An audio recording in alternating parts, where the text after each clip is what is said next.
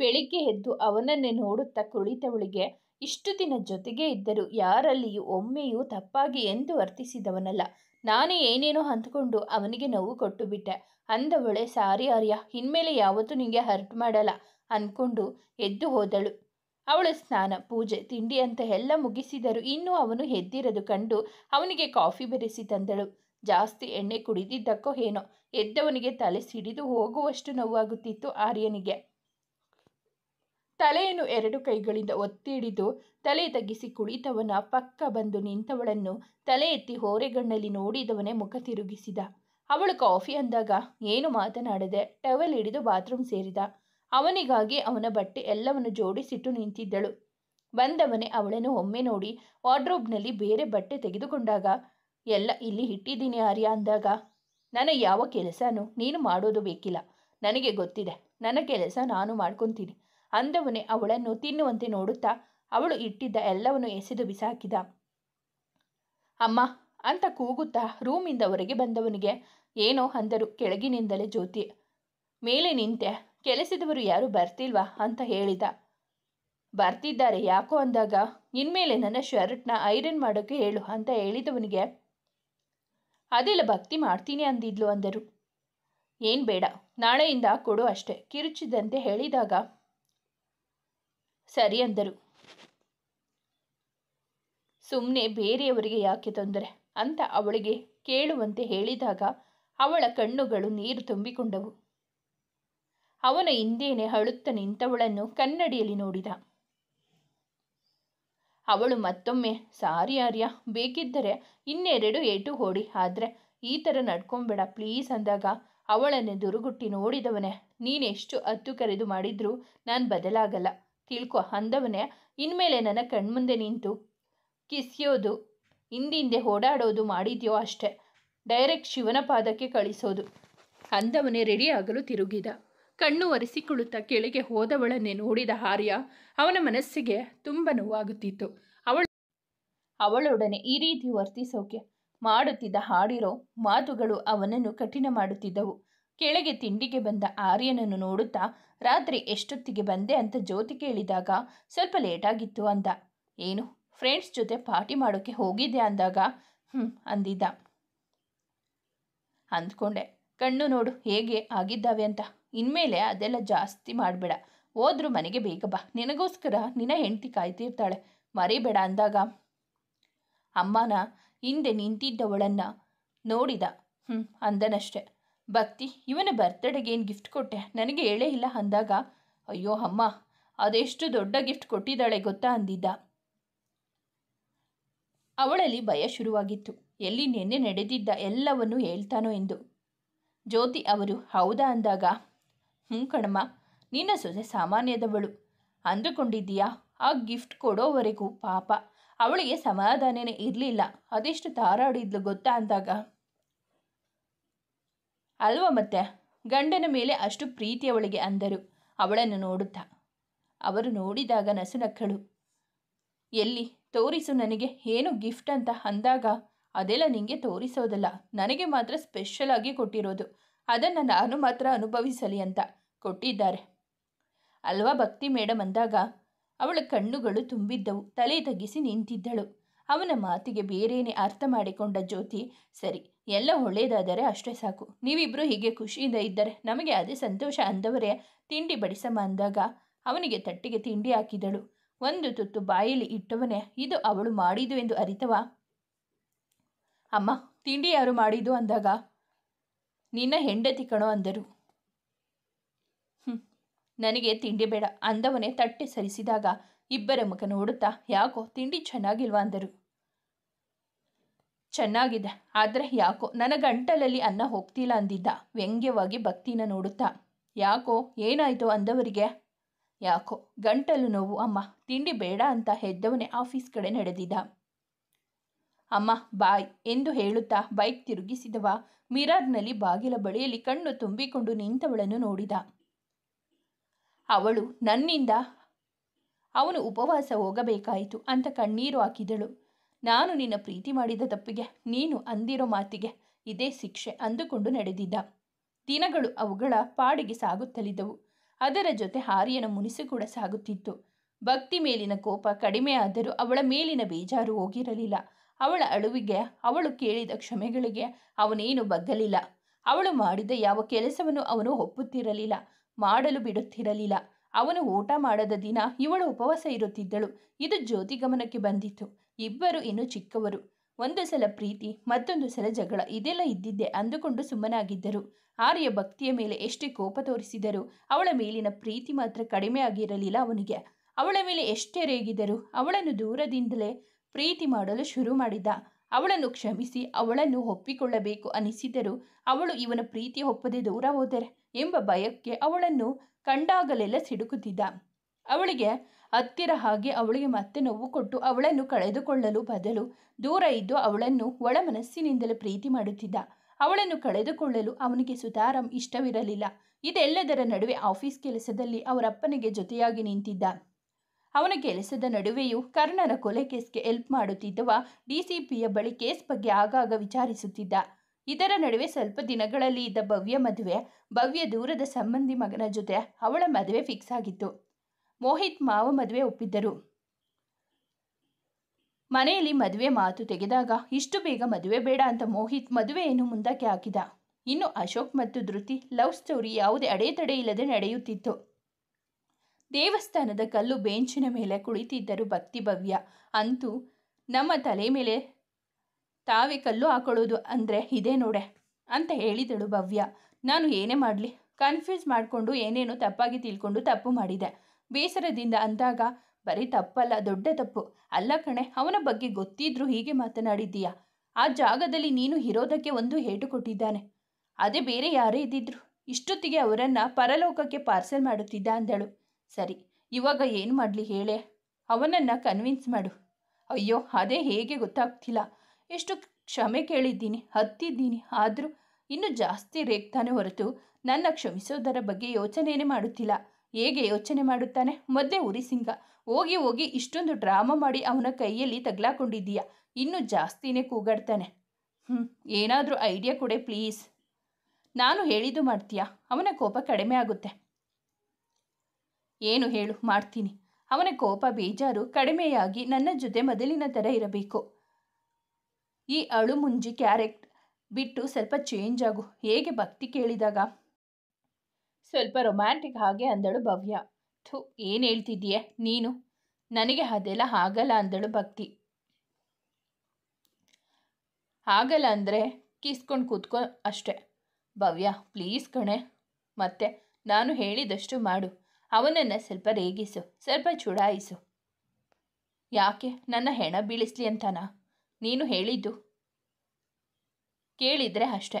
Doctor Rajkumar ಅವರ ಭಕ್ತ ಕುಂಬಾರ ಸಿನಿಮಾದಲ್ಲಿ ಮಣ್ಣು ತುಳಿದಂಗೆ ನನ್ನ ಕಾಲು ಕೆಳಗೆ ಹಾಕೊಂಡು ತುಳಿತಾನೆ ಅಷ್ಟೆ. ಭಕ್ತಿ ಹೇಳಿದಾಗ ನಿಂತಲೆ. ನಾನು ಹೇಳೋದು ಸ್ವಲ್ಪ ಸರಿಯಾಗಿ ಕೇಳು. ನಾನು ಹೇಳೋದನ್ನು ಫಸ್ಟ್ ಅರ್ಥ ಮಾಡ್ಕೊ. ಏನು ಗೊತ್ತೇನೆ, ಅವನ ಮುಂದೆ ಬರೀ ಅಳ್ತಾ ಇರಬೇಡ, ಸ್ವಲ್ಪ ನಗ್ತಾ ಇರು. ಅವನ ಹಿಂದೆ ಮುಂದೆ ಓಡಾಡು. ಅವನನ್ನು ಸ್ವಲ್ಪ ರೊಮ್ಯಾಂಟಿಕ್ ಆಗಿ ರೇಗಿಸು. ಅವನೇ ಮುಂದೆ ಮುದ್ದು ಮುದ್ದಾಗಿ ಕಾಣೋ ಥರ ಹೋಗಿ ನಿಲ್ಲು. ಆವಾಗ ನೋಡು ಅವನು ಯಾಕೆ ಕರಗೋದಿಲ್ಲ ಹೇಳು ಅಂದಾಗ ಇದೆಲ್ಲ ವರ್ಕ್ ಆಗುತ್ತೆ ಅಂತೀಯ. ಆಗದೆ ಏನೇ? ಇಷ್ಟಪಡೋ ಹುಡುಗಿ ಮುದ್ದು ಮುದ್ದಾಗಿ ಎದುರಿಗೆ ಕಾಣ್ತಿದ್ರೆ, ಅವಳು ತುಂಟತನ ಮಾಡಿದರೆ ಯಾವ ಹುಡುಗ ಆದರೂ ಸುಮ್ಮನೆ ಇರ್ತಾನ? ಅವನಿಗೆ ಎಷ್ಟೇ ಕೋಪ ಇದ್ದರೂ ಏನು ನಿಲ್ಲೋದಿಲ್ಲ ಅಂದಳು ಭಕ್ತಿ. ಇಷ್ಟಪಡೋ ಹುಡುಗಿ ಅಂತ ತಕ್ಷಣ ಅವಳಿಗೆ ಅವನು ಅವತ್ತು ಹೇಳಿದ ಮಾತುಗಳು ನೆನಪಾಗಿದ್ದವು. ಅಲ್ಲ ಕಣೆ, ಅವನು ನಿನ್ನ ಪ್ರೀತಿ ಮಾಡುತ್ತಿದ್ದಾನೆ ಸರಿ, ನೀನು ಅವನ ಪ್ರೀತಿ ಮಾಡುತ್ತಿದ್ದೀಯಾ ಭಕ್ತಿ? ಭವ್ಯ ಕೇಳಿದಳು. ಇಲ್ಲ, ಅಲ್ಲ, ಇರಬಹುದು, ಗೊತ್ತಿಲ್ಲ ಅಂದಳು ಗೊಂದಲ ಮುಖ ಮಾಡಿ. ನೋಡು, ಮೊದಲು ನೀನು ಅವನ ಪ್ರೀತಿ ಮಾಡ್ತಿದ್ದೀಯಾ ಇಲ್ವಾ ಕನ್ಫರ್ಮ್ ಮಾಡಿಕೊಂಡು ಆಮೇಲೆ ನಾನು ಹೇಳಿದ್ದು ಐಡಿಯಾವನ್ನು ವರ್ಕ್ ಮಾಡು. ಇಲ್ಲ ಅಂದರೆ ನಿಂಗೆ ಐಡಿಯಾ ಕೊಟ್ಟೆ ಅಂತ ನಿನ್ನ ಜೊತೆ ನನ್ನ ಸೇರಿಸಿ ಕಾಲಲ್ಲಿ ಹಾಕೊಂಡು ತುಳಿತಾನೆ ಅಷ್ಟೇ ಅಂದಳು ಭವ್ಯ. ಭಕ್ತಿ ಅವಳ ಮಾತಿಗೆ ನಸು ನಕ್ಕಾಗ, ನೀನು ನಕ್ಕರೆ ಎಷ್ಟು ಮುದ್ದಾಗಿ ಕಾಣ್ತೀಯ ಕಣೆ. ಅವನ ಮುಂದೆ ಇದೇ ಥರ ನಗ್ತಾ ಇರು, ಪಕ್ಕ ನನ್ನ ಐಡಿಯಾ ವರ್ಕ್ ಆಗುತ್ತೆ ನೋಡ್ತಿರೋ ಅಂದಳು. ಅಲ್ಲಿಂದ ಮನೆಗೆ ಬಂದವಳು ಅವನೊಡನೆ ತನ್ನ ಪಯಣವನ್ನು ಮೆಲುಕು ಹಾಕಿದಳು.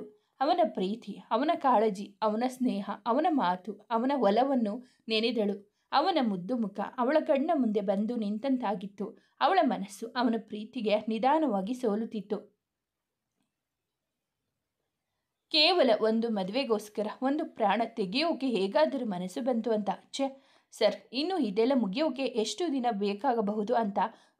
ಏನಿಲ್ಲ ಮಿಸ್ಟರ್ ಆರ್ಯನ್, ಇನ್ನು ಸ್ವಲ್ಪ ದಿನ ಎಲ್ಲ ಮುಗಿಯುತ್ತೆ. ಎಲ್ಲ ಸಾಕ್ಷಿ ಆಧಾರಗಳು ಸಿಕ್ಕಿದ್ದಾವೆ. ಇನ್ನು ಸ್ವಲ್ಪ ಪ್ರೊಸೀಜರ್ ಇದೆ, ಮುಗಿಸ್ತೀನಿ ಅಂದರು DCP ಅರ್ಜುನ್. ಥ್ಯಾಂಕ್ಸ್ ಸರ್, ನಿಮ್ಮಿಂದ ತುಂಬ ಉಪಕಾರ ಆಯಿತು. ಇಷ್ಟು ಬೇಗ ಈ ಕೇಸ್ ಮುಗಿಯಬಹುದು ಅಂತ ನಾನು ಅಂದುಕೊಂಡೇ ಇರಲಿಲ್ಲ. Once again thank you sir ಅಂತ ಆರ್ಯ ಅಂದಾಗ, ನೀವು ಕೊಟ್ಟ ಕ್ಲೂ ಇಂದಾನೆ ಇಷ್ಟು ಬೇಗ ಅಪರಾಧಿ ಬಗ್ಗೆ ತಿಳಿದಿದ್ದು ಆರ್ಯ.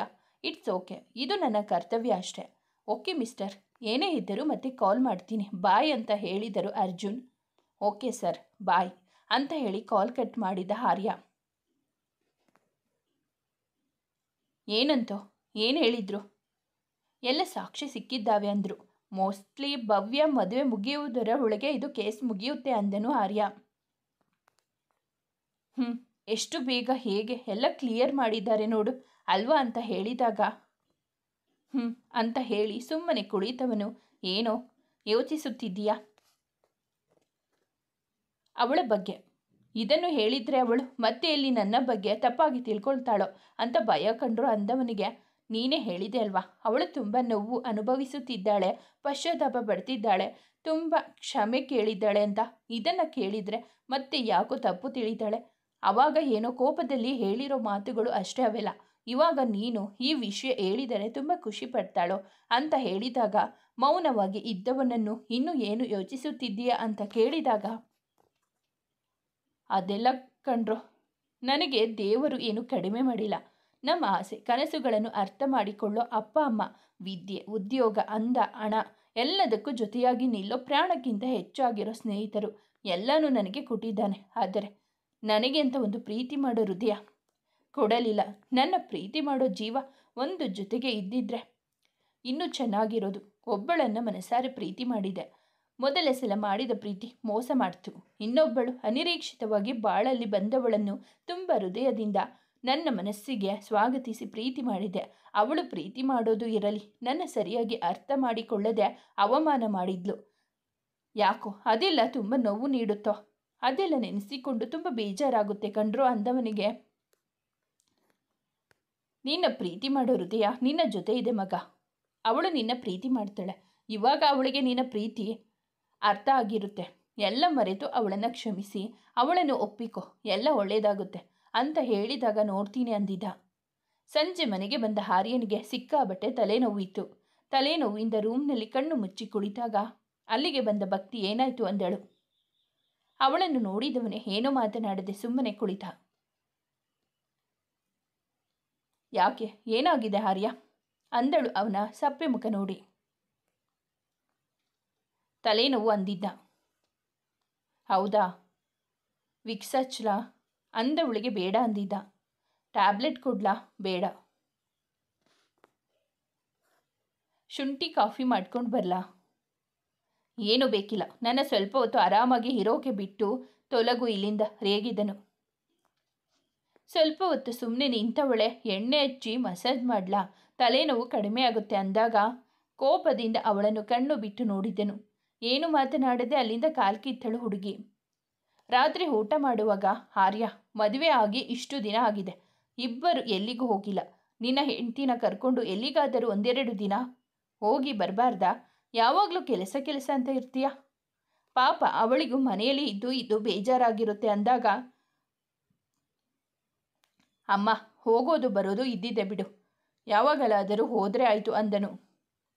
ಯಾವಾಗ ನೋಡಿದ್ರು ಹೀಗೆ ಹೇಳ್ತೀಯ ಅಂದವರಿಗೆ, ಹೌದು ಅತ್ತೆ, ನಾನು ಹೇಳಿದ್ರು ಯಾವಾಗಲೂ ಹೀಗೆ ಹೇಳ್ತಾನೆ, ಎಲ್ಲಿಗೂ ಕರ್ಕೊಂಡು ಹೋಗಿಲ್ಲ ಅಂತ ಹೇಳಿದವಳನ್ನು ಕೈಯಲ್ಲಿ ತುತ್ತು ಹಿಡಿದುಕೊಂಡು ಗುರಾಯಿಸಿದ. ಅವಳನ್ನು ಯಾಕೋ ನೋಡ್ತೀಯ, ಪಾಪ ಅವಳು ಏನು ಕೇಳೋದಿಲ್ಲ ಅಂತ ನೀನು ನಿನ್ನ ಇಷ್ಟ ಬಂದಾಗೆ ಮಾಡ್ತೀಯ ಅಂದರು ಜ್ಯೋತಿ. ಅಮ್ಮ, ಹೋಗೋದು ಗೊತ್ತಿದೆ, ನಿನ್ನ ಸೊಸೆನ ಸರಿಯಾಗಿ ಕರ್ಕೊಂಡು ಹೋಗ್ತೀನಿ ಬಿಡು ಅಂತ ಸಿಡುಕುತ್ತಾ ಅಂದಿದ್ದ. ಅವರು ಊಟ ಮಾಡಿ ಎದ್ದು ಹೊರಗೆ ಹೋದಾಗ ನಿಧಾನಕ್ಕೆ ಊಟ ಮಾಡುತ್ತಿದ್ದ ಆರ್ಯ ಬೇಗ ಬೇಗ ತಿಂದು ಅಡುಗೆ ಮನೆಯಲ್ಲಿ ಇದ್ದವಳ ಬಳಿ ಬಂದು ಅವಳ ಹಿಂದೆ ನಿಂತಿದ್ದ. ಅವನನ್ನು ಕಂಡು ಒಮ್ಮೆ ಬೆಚ್ಚಿದಳು. ಸಿಂಕ್ನಲ್ಲಿ ಕೈ ತೊಳೆದವನೇ, ನನ್ನ ಜೊತೆ ಹೊರಗೆ ಸುತ್ತಾಡೋಕೆ ಪ್ಲ್ಯಾನ್ ಮಾಡ್ತಿದ್ದೀಯಾ? ಯಾಕೋ ಬಾಲ ಬಿಚ್ಚುತ್ತಿದ್ದೀಯಾ? ಬಾ ರೂಮ್ಗೆ ಇದೆ ನಿಂಗೆ ಅಂದವನೇ ಅವಳು ಸೊಂಟಕ್ಕೆ ಸಿಗಿಸಿದ ಸೆರಗನ್ನು ಎಳೆದು ಅದರಲ್ಲಿ ತನ್ನ ಕೈ ಒರೆಸಿದವನೇ ಅವಳ ಸೊಂಟವನ್ನು ಚಿಕುಟಿ ಹೋಗಿದ್ದ. ಔಚ್ ಅಂತ ಹೇಳುತ್ತಾ ತನ್ನ ಸೊಂಟವನ್ನು ಉಜ್ಜಿಕೊಂಡು ನಿಂತವಳನ್ನು ಗುರಾಯಿಸುತ್ತಾ ನಡೆದಿದ್ದ. ಮಲಗಲು ರೂಮಿಗೆ ಬಂದವಳಿಗೆ, ಏನೇ ನನ್ನ ಜೊತೆ ಹನಿಮೂನ್ಗೆ ಹೋಗೋ ಪ್ಲ್ಯಾನ್ ಮಾಡಿದ್ಯಾ ಅಂದಾಗ, ಹಾಗೇನಿಲ್ಲ ಅಂದವಳೆ ಭವ್ಯ ಮಾತು ನೆನಪಾಗಿ ಸ್ವಲ್ಪ ಧೈರ್ಯ ತಂದುಕೊಂಡು ಹೋದ್ರೆ ಏನು ತಪ್ಪು ಅಂದಳು. ಏನು ತಪ್ಪ, ಹೆಂಗಿದೆ ಮೈಗೆ, ಯಾಕೋ ತುಂಬ ಮಾತಾಡ್ತಿದ್ಯಾ ಅಂದಾಗ, ಅಯ್ಯೋ ನಾನು ಹೋಗ್ತೀನಿ ಅಂದಿದ್ದು ನನ್ನ ಗಂಡನ ಜೊತೆಗೆ ತಾನೇ, ಬೇರೆಯವರ ಜೊತೆಗೇನು ಅಲ್ಲವಲ್ಲ ಅಂದಳು. ಅವಳ ವರಸೆ ಬದಲಾಗಿದ್ದು ಅವನ ಗಮನಕ್ಕೂ ಬಂದಿತ್ತು. ಎಲ್ಲೋ ಮಿಸ್ ಉಡಿತಿದೆ ಅಂದುಕೊಂಡವನೇ, ಬರೀ ಬರೋದು ಅಷ್ಟೇ ಅಲ್ಲ, ಅಲ್ಲಿ ನನ್ನ ಜೊತೆ ಎಲ್ಲ ಥರನೂ ಮೂವ್ ಮಾಡಬೇಕಾಗುತ್ತೆ ತಿಳ್ಕೊ ಅಂದಾಗ ಅವನ ಮಾತಿಗೆ ಸ್ವಲ್ಪ ಭಯವಾದರೂ ತೋರಿಸಿಕೊಳ್ಳದೆ, ಅಷ್ಟೇ ತಾನೇ, ಆದರೆ ಆಯಿತು ಅಂದಳು. ಎಲ್ಲ ಇವಳ ಅಜ್ಜಿ ಅಂದವನೇ ಅಲ್ಲಿ ಹೋಗಿ ಟೈಮ್ ವೇಸ್ಟ್ ಮಾಡೋ ಬದಲು ಇಲ್ಲೇ ಸ್ವಲ್ಪ ಪ್ರಾಕ್ಟೀಸ್ ಮಾಡೋಣ ಹಾಗಾದ್ರೆ ಅಂತ ಹೇಳಿದ. ಗಾಬರಿಯಿಂದ ಹಾಂ ಅಂದಳು. ಪ್ರಾಕ್ಟೀಸ್ ಮಾಡೋಣ ಅಂತ ಹುಬ್ಬ ಹಾರಿಸುತ್ತಾ ಕೇಳಿದವನಿಗೆ, ಅದು ಅಂತ ರಾಗವೇಳಿದಾಗ, ನಿನ್ನ ಡ್ರಾಮನೆಲ್ಲ ನನ್ನ ಹತ್ರ ಇಟ್ಕೊಂಬೇಡ, ಸಾಯಿಸಿ ಬಿಡ್ತೀನಿ, ಹುಷಾರು, ಲಿಮಿಟಲ್ಲಿರು. ನೀನು ಅಂದಿರೋದು ಎಲ್ಲ ಮರೆತು ನಿನ್ನ ಜೊತೆ ಹನಿಮೂನ್ಗೆ ಬರ್ತೀನಿ ಅಂತ ಕನಸು ಕಾಣಬೇಡ ಅಂದವನಿಗೆ, ಅಯ್ಯೋ ಗಂಡ ಹೆಂಡತಿ ಮಧ್ಯೆ 1000 ಮಾತು ಬರುತ್ತೆ ಹೋಗುತ್ತೆ, ಅದನ್ನೆಲ್ಲ ಮನಸ್ಸಲ್ಲಿ ಇಟ್ಕೊಂಡು ಮುನಿಸಿಕೊಳ್ಳೋಕೆ ಆಗುತ್ತಾ? ಕರ್ಕೊಂಡು ಹೋಗಲಿಲ್ಲ ಅಂದರೆ ಹೋಗಲಿ ಬಿಡ್ರಿ, ಪರವಾಗಿಲ್ಲ, ಬನ್ನಿ ಮಲ್ಕೊಳ್ಳಿ ಅಂದವಳೆ ಅವನಿಂದ ತಪ್ಪಿಸಿಕೊಂಡು ಬಂದು ಹಾಸಿಗೆ ಮೇಲೆ ಮಲಗಿ ತಲೆ ತುಂಬ ಬೆಡ್ಶೀಟ್ ಒದ್ದುಕೊಂಡಿದ್ದಳು. ಅವಳ ಮಾತನ್ನು ಕೇಳಿದವ, ನಾ ಇದ್ಯಾವ ಹೊಸ ನಾಟಕನಪ್ಪ ಇವಳದ್ದು ಅಂತ ಹೇಳಿಕೊಂಡವ ಗೊಂದಲವಾದರೂ ಏನು ಮಾತನಾಡದೆ ಬಂದು ಪಕ್ಕದಲ್ಲಿ ಮಲಗಿದ್ದ. ಸದ್ಯ ಬದುಕಿದೆ, ಏನು ಬೈದಿಲ್ಲ ಅಂತ ಮನಸ್ಸಲ್ಲಿ ಅಂದುಕೊಂಡವಳು ಕಣ್ಣುಗಳನ್ನು ಮುಚ್ಚಿದಳು. ಬೆಳಗ್ಗೆ ಎದ್ದು ಕೆಲಸಕ್ಕೆ ಹೋಗಲು ರೆಡಿಯಾಗುತ್ತಿದ್ದ ಆರ್ಯ ಶರ್ಟ್ ಕೈಯಲ್ಲಿ ಹಿಡಿದು ನಿಂತವನ ಎದುರಿಗೆ ಕಾಫಿ ಕಪ್ ಹಿಡಿದು ಬಂದಳು ಭಕ್ತಿ. ನಿಂಬೆ ಹಳದಿ ಬಣ್ಣದ ಪ್ಲೇನ್ ಸೀರೆಯಲ್ಲಿ ಮುದ್ದಾಗಿ ಕಾಣುತ್ತಿದ್ದಳು. ಅವಳನ್ನು ನೋಡಿದವನಿಗೆ ಅವಳ ಮೇಲಿನ ಕಣ್ಣು ಕೀಳಲು ಮನಸ್ಸಾಗುತ್ತಿರಲಿಲ್ಲ. ಬಲವಂತವಾಗಿ ಬೇರೆ ಕಡೆ ನೋಡಿದವನಿಗೆ ಕಾಫಿ ಅಂದಳು. ಅವನು ಬೇಡ ಅಂದಾಗ, ನಾನು ಇವತ್ತು ಹೇಗೆ ಕಾಣುತ್ತಿದ್ದೇನೆ ಅಂದಳು. ಅವನು ಏನೂ ಹೇಳಲಿಲ್ಲ. ಇವಳು ಮತ್ತೊಮ್ಮೆ ನಾನು ಹೇಗೆ ಕಾಣ್ತಿದ್ದೀನಿ ಅಂತ ಹೇಳೇ ಇಲ್ಲ ಅಂದವಳಿಗೆ, ತುಂಬ ವಿಚಿತ್ರವಾಗಿ ದೆವ್ವದ ಥರ ಕಾಣ್ತಿದ್ದೀಯಾ ಅಂದನು ಸಿಡುಕುತ್ತಾ. ನನ್ನ ಮೇಲೆ ಇನ್ನು ಕೋಪನ ಆರ್ಯ ಅಂದಾಗ ಅವಳನ್ನು ನೋಡಿದ. ಇಬ್ಬರ ಕಣ್ಣುಗಳು ಬೆರೆತವು. ಅವಳ ಮೇಲಿನ ಕೋಪ ಮರೆತು ಅವಳನ್ನು ಮುದ್ದು ಮಾಡುವ ಆಸೆ ಬಂದಿತ್ತು. ಇನ್ನು ಸ್ವಲ್ಪ ಹೊತ್ತು ನೋಡುತ್ತಿದ್ದರೆ ಎಲ್ಲಿ ಸೋಲುತ್ತೇನೋ ಅಂದುಕೊಂಡವನೇ ನೋಟ ಬದಲಿಸುತ್ತಾ ಶರ್ಟ್ ಹಾಕಿಕೊಳ್ಳಲು ತಿರುಗಿದ. ಟೇಬಲ್ ಮೇಲೆ ಕಾಫಿ ಇಟ್ಟವಳೆ ಅವನ ಕೈಗಳನ್ನು ತೆಗೆದು ಶರ್ಟ್ನ ಬಟನ್ಗಳನ್ನು ಹಾಕುತ್ತಾ, ಏನೋ ಗೊತ್ತಿಲ್ಲದೆ ತಪ್ಪು ಮಾಡಿದೆ, ಅದನ್ನು ಕ್ಷಮಿಸಬಾರದಾ ಅಂದಳು.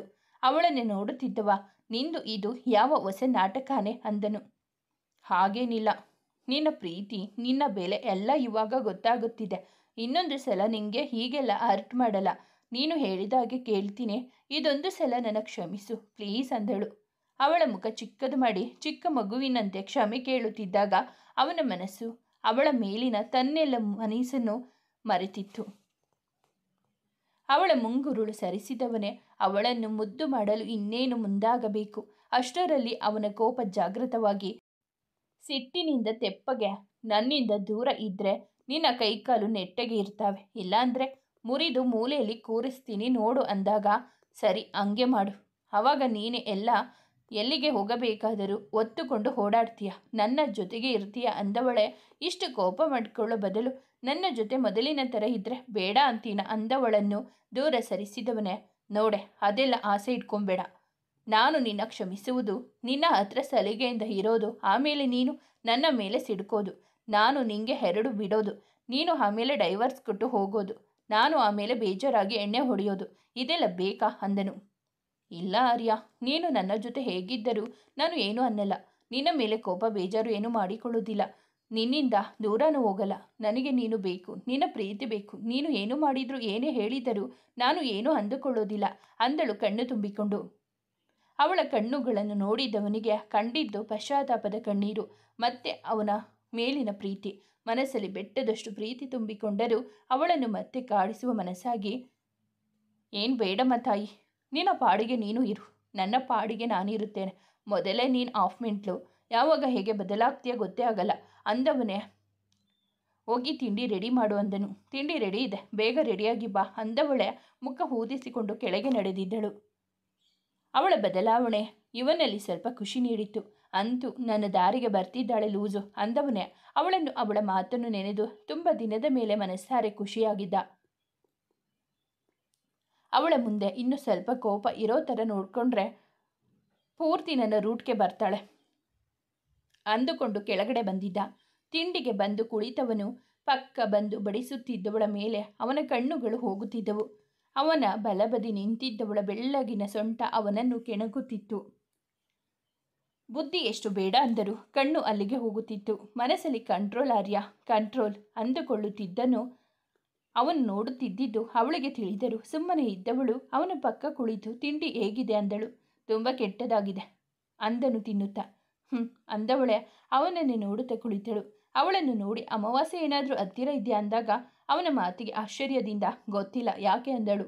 ನೀನು ಯಾಕೋ ವಿಚಿತ್ರವಾಗಿ ಆಡ್ತಿದ್ದೀಯಾ ಅಲ್ವಾ, ಅದಕ್ಕೆ ಕೇಳಿದೆ. ದೆವ್ವಗಳು ಅಮಾವಾಸ್ಯೆ ಹತ್ರ ಬಂದಾಗ ನಿಂತರಾನೆ ಅಂತೆ ಹಾಡೋದು, ಯಾರೋ ಹೇಳಿದ್ದು ಅಂದನು. ಮುಖ ಊದಿಸಿದವಳೆ ನನ್ನ ಗಂಡನ ಕಣ್ಣಿಗೆ ನಾನು ಹೆಂಗೆ ಕಂಡ್ರು ಖುಷಿನೇ ಅಂದವಳಿಗೆ ಪದೇ ಪದೇ ಗಂಡ ಅಂದರೆ ಚೆನ್ನಾಗಿರಲ್ಲ ನೋಡು ಅಂತ ರೇಗಿದಾಗ ಗಂಡನ ಗಂಡ ಅಂತ ಅನ್ನದೆ ಇನ್ನೇನು ಗುಂಡು ಕಲ್ಲು ಅಂತ ಕರಿಬೇಕಾ ಅಂದಾಗ ಬಿಟ್ಟ ಅಂದರೆ ಯಾಕೋ ತುಂಬ ಮಾತಾಡ್ತಿದ್ಯಾ, ಏನು ತಲೆ ಕೆಟ್ಟಿದ್ಯಾ ಲೂಸ್ ತಗೊಬಂದು ಅಂತ ಹೇಳುವಾಗ ಬಂದ ಜ್ಯೋತಿ ಏನೋ ತಿಂಡಿ ತಿನ್ನುವಾಗಲೂ ಅವಳ ಮೇಲೆ ರೇಗೋದೆ ಮಾಡ್ತೀಯಾ ಅಂದರು. ನೀನು ಹಿಂಗೆ ಅವಳಿಗೆ ಯಾವಾಗಲೂ ಅವಳ ಪರವಹಿಸಿ ಅವಳು ಹೆಚ್ಕೊಂಡಿರೋದು ಅಂದವನೇ ಎದ್ದಿದ್ದ. ದಿನ ಹೀಗೆ ಅರ್ಧಕ್ಕೆ ತಿಂಡಿ ಬಿಟ್ಟು ಎದ್ದೇಳ್ತೀಯ, ಹಾಕಿರೋ ಅಷ್ಟು ತಿಂಡಿನೂ ತಿನ್ನಬೇಕು ತಾನೇ ಅಂದಾಗ ನನಗೆ ಬೇಕಾದಷ್ಟು ಹಾಕಬೇಕು, ಜಾಸ್ತಿ ಹಾಕಿದರೆ ಹೊಟ್ಟೆ ಇಡಿಸಬೇಕಲ್ಲ ಅಂತ ರೇಗಿದನು. ಎಷ್ಟು ಸುಳ್ಳು ಅತ್ತೆ, ನನಗೆ ತಿನ್ಸೋಕೆ ಆಸೆ, ಆದರೆ ನೀವು ಏನಾದರೂ ಅಂದ್ಕೊಳ್ತೀರಾ ಅಂತ ನಾಚಿಕೆಯಿಂದ ಈ ಥರ ಅರ್ಧ ತಿಂದು ಕೊಟ್ಟು ಹೋಗ್ತಾನೆ ಅಷ್ಟೆ. ನನ್ನ ಮೇಲಿನ ಪ್ರೀತಿಗಲ್ವ ಆರ್ಯ ಅಂದಳು ನಸುನಗುತ್ತಾ. ನೀವಿಬ್ಬರು ಖುಷಿಯಿಂದ ಇದ್ದರೆ ನಾವು ಏನು ಅಂದುಕೊಳ್ತೀವೋ, ನಿಮಗೆ ಇಷ್ಟ ಬಂದಾಗೆ ಇಲ್ಲಿ ಬೇರೆ ಯಾರಿಲ್ಲ ತಪ್ಪು ತಿಳಿಯೋಕೆ ಅಂದವರೇ ಹೋಗಿ ಸೋಫಾ ಮೇಲೆ ಕುಳಿತರು. ಟಿವಿ ನೋಡುತ್ತಾ ಅವಳನ್ನು ಗುರಾಯಿಸಿದಾಗ ಅವಳು ಅಡುಗೆ ಮನೆಗೆ ಓಡಿದ್ದಳು. ಆಫೀಸ್ಗೆ ಹೊರಟು ಬಾಯ್ಮ ಅಂದವನೇ ಅವರಮ್ಮನ ಕೆನ್ನೆಗೆ ಮುತ್ತು ಕೊಟ್ಟು ಹೊರಗೆ ಹೊರಟಾಗ ಆರ್ಯ ಸಂಜೆ ಬೇಗ ಬಾ ಅಂದಳು. ಅವನನ್ನು ಹಿಂಬಾಲಿಸಿ ಬಂದ ಭಕ್ತಿ. ಯಾಕೆ ಅಂದಿದ್ದ ಹಿಂತಿರುಗಿ ನೋಡಿ. ದೇವಸ್ಥಾನಕ್ಕೆ ಹೋಗೋಣ ಅಂತ ಇದ್ದೀನಿ, ಅದಕ್ಕೆ ಬೇಗ ಬಾ ಅಂದಾಗ ನಾನು ಯಾಕೆ ನಿಂಗೇನು ಕಾಲಿಲ್ವಾ ಅಂದನು. ನಾನು ಒಬ್ಬಳೇ ಹೋಗಬೇಕಾ, ಇಬ್ಬರು ಜೊತೆಗೆ ಹೋಗೋಣ, ಬೇಗ ಬಾ ಅಂದಾಗ ಹೋಗಲೇ ಬೇಕಿದ್ರೆ ಹೋಗು, ಇಲ್ಲ ಮನೆಯಲ್ಲಿ ತೆಪ್ಪಗೆ ಇರು ಅಂದವನಿಗೆ ನನ್ನ ಗಂಡ ಜಾಣ, ನಾನು ಹೇಳಿದರೆ ಬಂದೇ ಬರ್ತಾನೆ, ಸಂಜೆ ಕಾಯ್ತಾ ಇರ್ತೀನಿ, ಬೇಗ ಬಾ ಅಂದವಳೆ ಅವನ ಕೆನ್ನೆ ಮೇಲೆ ಮುತ್ತಿನ ಮುದ್ರೆ ಒತ್ತಿದಳು. ಅವನು ಗಾಬರಿಯಿಂದ ಅವಳನ್ನು ನೋಡಲು ಕ್ಷಣಾರ್ಧದಲ್ಲಿ ಅಲ್ಲಿಂದ ಮಾಯವಾಗಿದ್ದಳು. ಪಕ್ಕ ಲೂಸ್ ಆಗಿದ್ದಾಳೆ ಇವಳು ಅಂದುಕೊಂಡವನೇ ಅವಳು ಮುತ್ತು ಕೊಟ್ಟ ಕೆನ್ನೆಯನ್ನು ಸವರಿಕೊಳ್ಳುತ್ತಾ ಮುಖದಲ್ಲಿ ಕಿರುನಗೆ ಒತ್ತು ನಡೆದಿದ್ದ. ರೂಮ್ನಲ್ಲಿ ಸಂಜೆಗೆ ಅವ ಸೀರೆ ಉಟ್ಕೊಳ್ಳಲಿ ಅಂತ ನೋಡುತ್ತಿದ್ದವಳಿಗೆ ಅಂದು ಅವನು ತಂದಿದ್ದ ಹೊಸ ಸೀರೆ ಕಣ್ಣಿಗೆ ಬಿದ್ದಿತ್ತು. ಪಾಪ, ಅವತ್ತು ಅದೆಷ್ಟು ಆಸೆಯಿಂದ ಬಂದಿದ್ದ. ನನ್ನ ದುಡುಕು ಬದ್ದಿಯಿಂದ ಅವನ ಖುಷಿನೇ ಕಿತ್ತುಕೊಂಡು ಬಿಟ್ಟೆ. ಸಾರಿ ಆರ್ಯ, ಮತ್ತೆ ಯಾವತ್ತೂ ನಿಂಗೆ ನೋವು ಮಾಡಲ್ಲ ಅಂದುಕೊಂಡವಳೆ ಹೊಸ ಸೀರೆಗೆ ಮ್ಯಾಚಿಂಗ್ ಬ್ಲೌಸ್ ಆರಿಸಿಟ್ಟಳು. ಮಧ್ಯಾಹ್ನ ಆರ್ಯನಿಗೆ ಕಾಲ್ ಮಾಡಿದ ಭಕ್ತಿ. ಅವನು ಹಲೋ ಅಂತ ಹೇಳಿದಾಗ, ಹಲೋ ಆರ್ಯ, ಇನ್ನೂ ಅಲ್ಲೇ ಇದೆಯಾ, ಬೇಗ ಹೊರಟು ಬಾ, ಲೇಟ್ ಆಗುತ್ತೆ, ರೆಡಿಯಾಗಿ ಕಾಯ್ತಾ ಇರ್ತೀನಿ ಸರಿನಾ, ಹಾಗೆ ಬರ್ತಾ ಹೂವು ತಗೊಂಡು ಬಾ, ಓಕೆ ಬಾಯ್ ಅಂದವಳೆ. ಅವನಿಗೆ ಮಾತನಾಡಲು ಬಿಡದೆ ಕಾಲ್ ಕಟ್ ಮಾಡಿದಳು. ಇವಳಜ್ಜಿ ನನ್ನ ಏನು ಅಂದ್ಕೊಂಡಿದ್ದಾಳೆ, ಹೀಡಿಯೇಟ್, ಕಾಯ್ತಾ ಇರ್ತಾಳಂತೆ, ಬೇಗ ಹೋಗ್ಬೇಕಂತೆ, ನನಗೆ ಆರ್ಡರ್ ಮಾಡ್ತಾಳೆ ಲೂಸ್ ತಗೊಬಂದು. ಇದೇ ಅವಳಿಗೆ, ನಾನು ಹೋದರೆ ತಾನೇ ಕಾಯ್ತಾ ಇರಲಿ, ಹುಚ್ಚಿ ಥರ ಹಾಡ್ತಿದ್ದಾಳೆ, ಮೋಸ್ಟ್ಲಿ ತಲೆಯಲ್ಲಿ ಇದ್ದ ಮೆದುಳು ಎಲ್ಲಾದರೂ ಬಿದ್ದೋಗಿರಬೇಕು ಅಂದು ಬೈದುಕೊಂಡವನೇ ಸಂಜೆ ಆಗುತ್ತಿದ್ದ ಹಾಗೆ ಮನೆ ಕಡೆ ನಡೆದಿದ್ದ. ಯಾಕೋ ಲೇಟ್ ಮಾಡಿದೆ, ಪಾಪ ಆ ಹುಡುಗಿ ಅವಾಗ್ಲಿಂದ ರೆಡಿಯಾಗಿ ಕಾಯುತ್ತಿದ್ದಾಳೆ ಅಂದಾಗ, ರೆಡಿಯಾಗದೆ ಇನ್ನೇನು ಮಾಡ್ತಾಳೆ, ನಿನ್ನ ಕಣ್ಣಿಗೆ ಯಾವಾಗಲೂ ಅವಳೇ ಕಾಣೋದು ಅಂತ ಸಿಡುಕುತ್ತಾ ಮೆಟ್ಟಿಲು ಹತ್ತಿ ಹೋದವನ ಹೃದಯ ಹೊರಗೆ ಬರುವುದೇ ಒಂದೇ ಬಾಕಿ ಇತ್ತು. ಅವನು ತಂದಿದ್ದ ಬ್ಲೂ ಬಣ್ಣದ ಸೀರೆಯಲ್ಲಿ ಮುದ್ದಾಗಿ ಕಾಣುತ್ತಿದ್ದವಳನ್ನು ಕಂಡು ಅವನ ಹೃದಯ ಜೋರಾಗಿ ಬಡಿದುಕೊಳ್ಳುತ್ತಿತ್ತು. ಅವಳನ್ನೇ ನೋಡುತ್ತಾ ನಿಂತವನಿಗೆ ಸ್ವಲ್ಪ ಬೇಗ ಬರೋದು ತಾನೆ ಅಂದಾಗ, ರೋಡೇ ನಿಮ್ಮ ಅಪ್ಪಂದ, ಅಲ್ಲ ನನ್ನ ಅಳೆಯ ಬರ್ತಿದ್ದಾನೆ ಅಂತ ಫ್ರೀ ಇರೋಕೆ ಅಂದಾಗ, ಹೋಗಲಿ ಬಿಡಪ್ಪ, ಅಷ್ಟಕ್ಕೆ ಯಾಕೆ ನಮ್ಮ ಅಪ್ಪನ ಕರಿತೀಯ? ಹೋಗು, ಅಲ್ಲಿ ಬಟ್ಟೆ ಇಟ್ಟಿದ್ದೀನಿ, ಬೇಗ ರೆಡಿಯಾಗು ಅಂದಾಗ ಇನ್ನೊಂದು ಸಲ ನನಗೆ ಆರ್ಡರ್ ಮಾಡೋಕ್ಕೆ ಬಂದ್ಯೋ ಸರಿ ಇರಲ್ಲ ಅಂತ ಜೋರು ಮಾಡಿದ್ದವನಿಗೆ ಅವನ ಸಮೀಪ ಬಂದವಳೆ ಏನು ಮಾಡ್ತೀಯಾ ಅಂದಿದ್ದಳು. ಅವಳು ಸಮೀಪ ಬಂದಾಗ ಅವನಲ್ಲಿ ಆಸೆಗಳು ಉದಯಿಸಿದ್ದವು. ಅವಳ ನಡು ಬಳಸಿ ಹತ್ತಿರಕ್ಕೆ ಎಳೆದುಕೊಂಡವನೇ, ನೋಡು, ನನ್ನ ಕೆಣಕಬೇಡ, ನನಗೆ ಕೋಪ ಬಂದರೆ ಏನು ಬೇಕಿದ್ರೂ ಮಾಡ್ತೀನಿ, ನೆನಪು ಇದೇ ತಾನೆ ಅಂದಾಗ ಅವನ ಕಣ್ಣುಗಳನ್ನೇ ನೋಡಿದಳು. ಅವಳಿಗೆ ಇವನ ಮೇಲೆ ನಿಧಾನವಾಗಿ ಪ್ರೀತಿ ಚಿಗುರಿತು. ಅವನನ್ನು ಇನ್ನೂ ದೂರ ಮಾಡಿಕೊಳ್ಳಲೇಬಾರದು ಎಂದು ತೀರ್ಮಾನಿಸಿದ್ದಳು. ಅವಳು ತನ್ನನ್ನು ಆಸೆ ಕಣ್ಣಿಂದ ನೋಡುತ್ತಿರುವುದು ನೋಡಿ ತನ್ನ ಮನಸ್ಸಿಗೆ ಕಡಿವಾಣ ಹಾಕಿದವನೇ ಅವಳನ್ನು ಬಿಟ್ಟು ಹೋಗಿದ್ದ. ಅವಳು, ಆರ್ಯ, ಈ ಸೀರೆ ನೀನೇ ತಂದಿದ್ದು, ಹೇಗೆ ಕಾಣ್ತಿದ್ದೀನಿ ಅಂದಳು. ಅವಳನ್ನು ನೋಡಿ ಏನು ಹೇಳದೆ ಇದ್ದಾಗ ಹೇಗೆ ಕಾಣ್ತಿದ್ದೀನಿ ಅಂದಳು. ಮತ್ತೆ ಚೆನ್ನಾಗಿಲ್ಲ ಅಂತ ಹೇಳಿದ.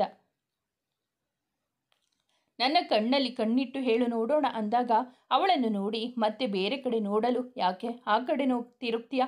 ನನ್ನ ನೋಡಿ ಫ್ಲ್ಯಾಟ್ ಆಗಿದ್ಯಾ ಅನ್ಸುತ್ತೆ. ಮಾತೆ ಬರ್ತಿಲ್ಲ ಅಂತ ನಗುತ್ತಾ ಅಂದವಳಿಗೆ, ಸೀಮ್ಗಿಲ್ಲದೆ ಇರೋ ಸುಂದರಿ ನೋಡು ನೀನು, ನಿನ್ನ ನೋಡಿ ನಾನು ಫ್ಲ್ಯಾಟ್ ಆಗ್ತೀನಿ ಒಯ್ಯಲೆ ಅಂದವನಿಗೆ ಮತ್ತೆ ಏನಾದರೂ ಹೇಳು ಅಂದಳು. ಅವಳನ್ನೇ ನೋಡಿದ. ಯಾಕೆ ಹಾಗೆ ನೋಡ್ತಿದ್ದೀಯಾ ಅಂತ ಹುಬ್ಬು ಹಾರಿಸುತ್ತ ಕೇಳಿದಳು. ಎಷ್ಟು ಚೆನ್ನಾಗಿರೋ ಸೀರೆ ತಂದಿದ್ದೀನಿ, ಅದನ್ನು ನೀನು ಉಟ್ಕೊಂಡು ಒಳ್ಳೆ ಜೂ ಇಂದ ಇಟ್ಕೊಂಡು ಬಂದಿರೋ ಕೋತಿ ಥರ ಕಾಣ್ತಿದ್ದೀಯಾ ಅಂದನು. ಹೌದಾ, ಥ್ಯಾಂಕ್ಸ್ ಅಂತ ನಗುತ್ತಾ ಹೇಳಿದ್ದವಳಿಗೆ, ನೀನು ಇವಾಗ ಹುಚ್ಚಿ ಥರ ನಗುವಂಥದ್ದು ನಾನು ಏನು ಹೇಳಿದೆ ಅಂದಾಗ, ನನಗೆ ಕೋತಿ ಅಂತ ಹೇಳಿ ನಿಂಗೆ ನೀನೇ ಬೈದುಕೊಂಡಿದ್ದು ನೋಡಿ ನಗು ಬಂತು ಅಂದಾಗ, ನಾನು ಯಾವಾಗ ಬೈಕೊಂಡೆ ಅಂತ ಮುಖ ಸಿಂಡರಿಸಿ ಕೇಳಿದಾಗ, ನಾನು ಕೋತಿ ಆದರೆ ನನ್ನ ಗಂಡ ಕೋತಿ ಹಾಕ್ತಾನೆ, ಅಂದರೆ ಗಂಡು ಕೋತಿ ಅಂದವಳ ಬಳಿಗೆ ಹಾಸಿಗೆ ಮೇಲಿದ್ದ ದಿಂಬನ್ನು ಬೀಸಿ ಎಸೆದಿದ್ದ. ಬೇಗ ಬಾ ಅಂದವಳ ಕೆಳಗೆ ಓಡಿದಳು. ಅವಳು ಇಟ್ಟಿದ್ದ ಶರ್ಟ್ ತೊಟ್ಟು ರೆಡಿಯಾಗಿ ಕೆಳಗೆ ಬಂದನು.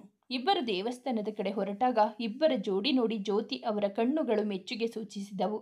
ಹೊರಗಡೆ ಬಂದು ಬೈಕ್ ಸ್ಟಾರ್ಟ್ ಮಾಡಿ ಹೊರಟಾಗ ಅವನ ಹೊಟ್ಟೆಯನ್ನು ಬಳಸಿದವಳಿಗೆ, ತೆಗಿಯ ಕೈನ ಅಂದನು.